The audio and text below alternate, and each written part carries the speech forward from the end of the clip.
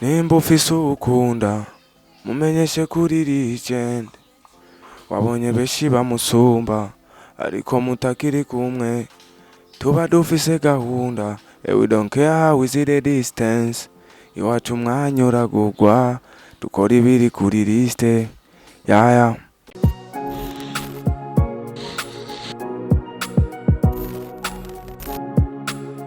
Wagwan shoboye lino di umvukuri. Yes, ni sawa ndoa yezu la lino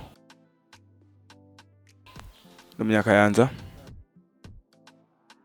lijya bisigura imboneza canke ego nimboneza nico gisiguritse neza. Imboneza n'umuntu aba yaraciye mu bintu imbere y'abandi, ego abari mu bantu bayibonye imbere ivyo bintu aba baye mu imboneza. Yes cyane.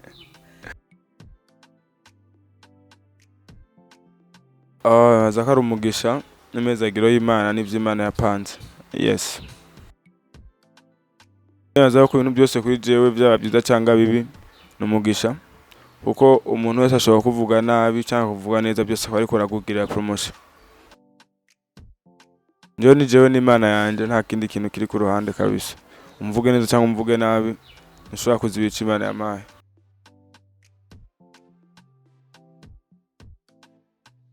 Yarabaye wako byari ibintu turasubiramo cyane, ariko byari ibintu biri tushe cyane ku muryango.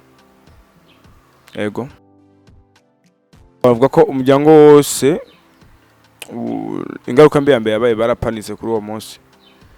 Nanje ubwa isenze uko byagenze, nanye ndashobora no gushika muhira, ariko byarahashitse tunaza ko kiza nuko nkiri muzima. Byongereje na urufu ni ikintu gitinyitse actually, urufu rwatinyitse cyane. Sinzi nk'umuntu ashobora kurukinisha ngo arukoremo base, barumva ari umuntu ubwo ntazi vision yiyo. Urufu ni ikintu gitinyitse cyane. Yego Josh ntegura kazoza no munsi ndawupanga ariko ndawugezeko, baza yuko Imana kintije ubuzima, mfite byinshi byo gukora kabisa. Yego muri je ndakwiye gukora ibintu biri kuri list, akwiye gupanga neza, kubaho afite ubuzima bupanze neza. Yego cyane.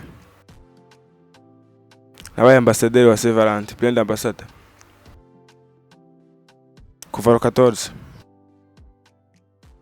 Abo nagibagiye mbabari na musisi inzu ko nabyuse nagenda gibagiye.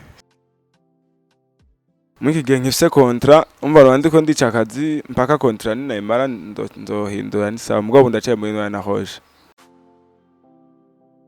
simba muhera jewe.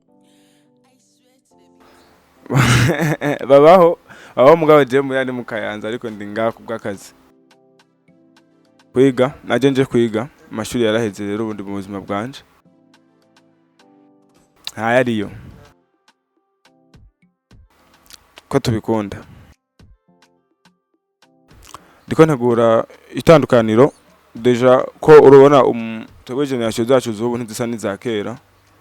Abo twategura ibintu bitandukanye, ko dukora shaka kwerekana umuziki w'ubu n'uwa kera, itandukaniro rihari nibaza ko muri ko murabibona. Kudushigikira nk'abajene mu mpano zacu, kudushigikira nyine leta n'umukuru w'igihugu nazo cyo kimwe the same. Yego mwandaye mudutera intege, mutwe ko turi kumwe mu buryo bw'ivyumviro, bw'amafaranga, uburyo bufasha nk'umuntu ni bwinshi. Bashobora no kumwereka ati ko indirimbo wayibonye ukamuha ko haje gusa no kuri YouTube. Naza ko dusebye byo gukora. Murakoze.